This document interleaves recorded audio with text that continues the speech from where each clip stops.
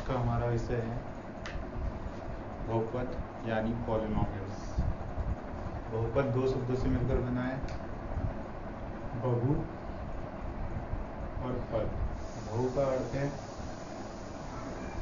बहुत, पद का अर्थ है पद, यानी बहुत सारे पद। बहुपद एक ऐसा बीजीय व्यंजक होता है जिसमें एक या एक से अधिक पद होते हैं। जैसे y और x दो दोस्त हैं। y x से कहता है मेरे पास तेरे दुगने से 100 रुपये अधिक हैं। दुगने से, तो x के पास जितने पैसे हैं उसका दुगना करना है। 100 रुपये अधिक हैं, उसमें 100 जोड़ देना है।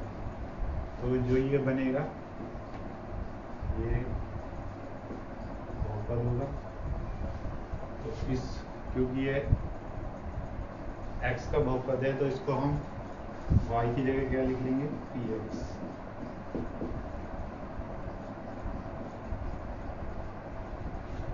इसको हम px, qx, rx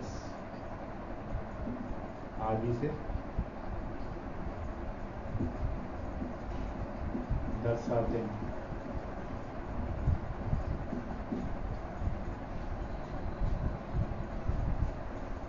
अब इसका मानक रूप, बहुपद का मानक रूप यानी स्टैंडर्ड फॉर्म a0 x की घात n प्लस a1 x की घात n माइनस 1 a2 x की घात n माइनस 2 ऐसे चलता जाएगा। लास्ट में अचर हो जाएगा, अचर पद आएगा। a n यहाँ पर अचर है, तो इसमें a0, a1, a2, an ये सब अचर पद हैं। और जो चर इसमें यूज हुआ है वो यहाँ पर x है। अब आता है बहुपद की घात।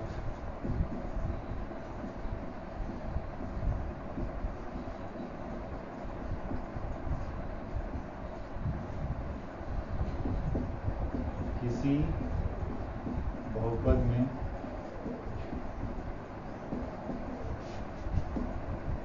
चर की अधिकतम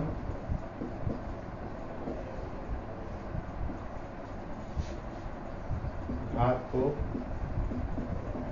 बहुपद की घात कहते हैं।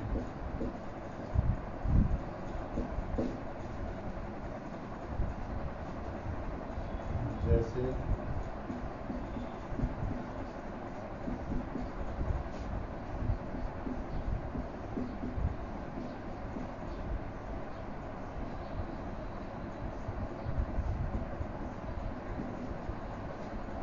तो इसमें जो चर है x है, यहाँ 3 है, 2 है, 1 है और 0 है। तो x की जो अधिकतम घात है वो 3 है। तो बहुपद की घात यानी डिग्री ऑफ पॉलिनोमियल्स वो 3 होगी। अब बहुपद की जो घात होती है, घात धनात्मक पूर्णांक होनी चाहिए, तभी वो बहुपद होगा, नहीं तो बहुपद नहीं होगा।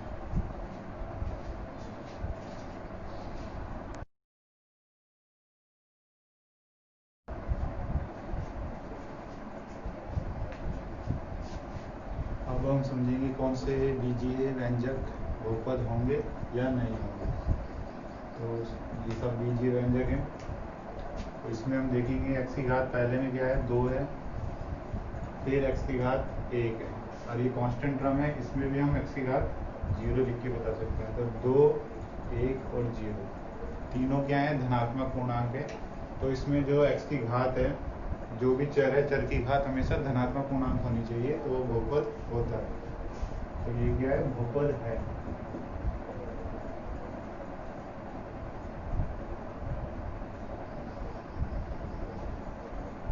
दूसरे में x की घात 3 है, x की घात 1 है, x की घात 0 होगी यहाँ पर।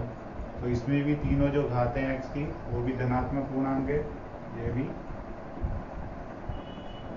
बहुपद है।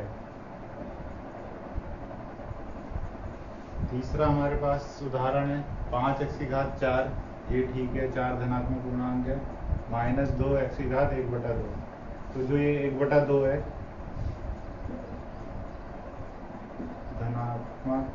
धनात्मक तो है, पूर्णांक नहीं है।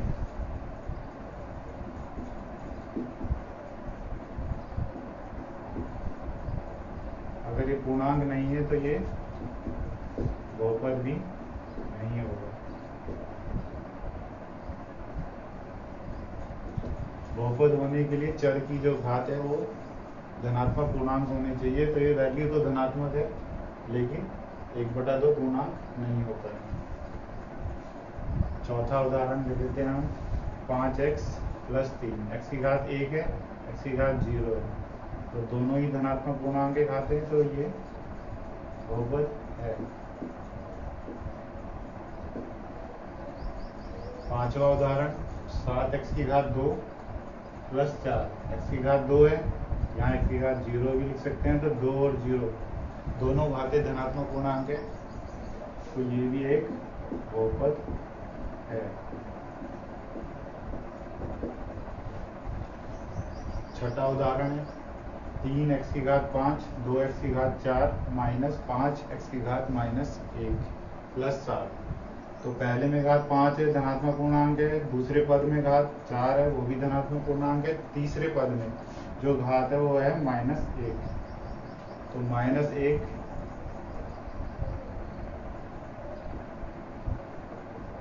ऋणात्मक पूर्णांक है, धनात्मक नहीं है, इसलिए ये बहुपद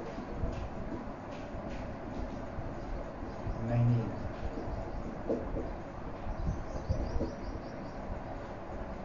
अब हम आगे बढ़ेंगे बहुपद के प्रकार। बहुपद को 2 वर्गों में विभाजित किया गया है। पहला पदों के आधार पर, दूसरा घातों के आधार पर। पदों के आधार पर पहला बहुपद आता है एक पदीय बहुपद, मोनोमियल। जैसे कि इसके नाम से पता चलता है एक पदीय, यानी जिसमें एक पद हो। ऐसा बहुपद जिसमें केवल एक पद होता है उसे हम एक पदीय बहुपद कहते हैं। उदाहरण जैसे 8 है, एक ही पद है, इसमें एक पदीय बहुपद है। दूसरा 3x, इसमें भी एक ही पद है, ये एक पदीय बहुपद है। दूसरा हमारा पदों के आधार पर दूसरा प्रकार है द्विपदीय बहुपद, बाइनोमियल। द्विपदीय, इसके नाम से ही पता चल रहा है, द्वि का मतलब 2, पदीय का मतलब पद, यानी ऐसा बहुपद जिसमें केवल 2 पद होते हैं, द्विपदीय बहुपद कहलाता है। उदाहरण 5x + 7, 5x पहला पद, 7 दूसरा पद, तो इसमें 2 पद हैं, इसलिए द्विपदीय बहुपद है।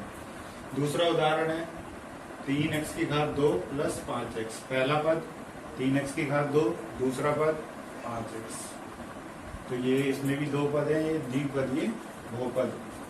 तीसरा हमारा प्रकार आता है त्रिपदीय बहुपद, यानी ट्राइनोमियल। ऐसा बहुपद जिसमें 3 पद होते हैं, त्रिपदीय बहुपद कहलाता है। उदाहरण 2x की घात 2 माइनस 5x + 8, तो पहला पद, दूसरा पद, तीसरा पद, तो इसमें 3 पद हैं, तो ये त्रिपदीय बहुपद है।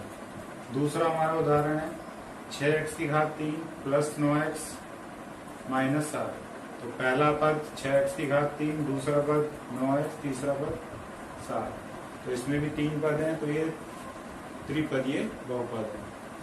दूसरा हम उसको विभाजित करते हैं घातों के आधार पर, तो उसमें हम बहुपद की घात देखते हैं, घातों के आधार पर बताते हैं कि वो कैसा बहुपद है।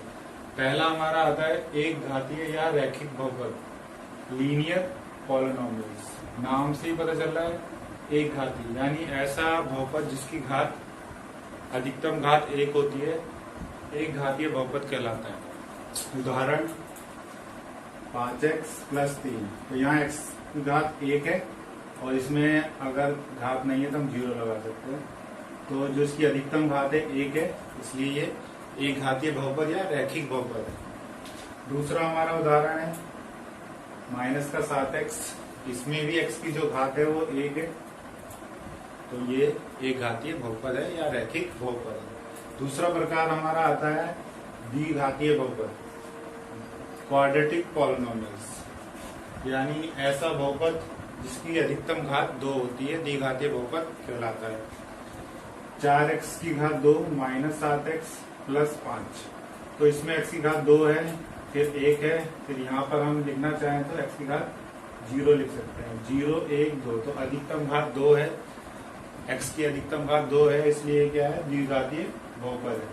दूसरा हमारा उदाहरण है 7x की घात 2 माइनस 4, तो इसमें x की घात 2 है, दूसरे पद में x की घात 0 अगर हम लगा लें तो अधिकतम जो घात है x की वो 2 है, तो ये भी एक द्विघातीय बहुपद है। तीसरा हमारा प्रकार है घातों के आधार पर त्रिघातीय बहुपद, नाम से पता चल रहा है त्रिघात, यानी 3 घात वाला बहुपद। ऐसा बहुपद जिसकी अधिकतम घात 3 होती है त्रिघातीय बहुपद कहलाता है। उदाहरण 5x की घात 3 प्लस 8x की घात 2 माइनस 2x प्लस 4, तो x की घात 3 है, x की घात फिर 2 है, तीसरे पद में 1 है, फिर लास्ट में 0 है, तो अधिकतम घात 3 है, इसलिए त्रिघातीय बहुपद है। दूसरा उदाहरण 6x की घात 3 2x की घात 2 प्लस 7, तो इसमें पहले पद में x की घात 3 है, दूसरे पद में x की घात 2 है, तीसरे पद में x की घात 0 हो जाएगी, तो अधिकतम घात 3 है, तो ये भी त्रिघातीय बहुपद होता है।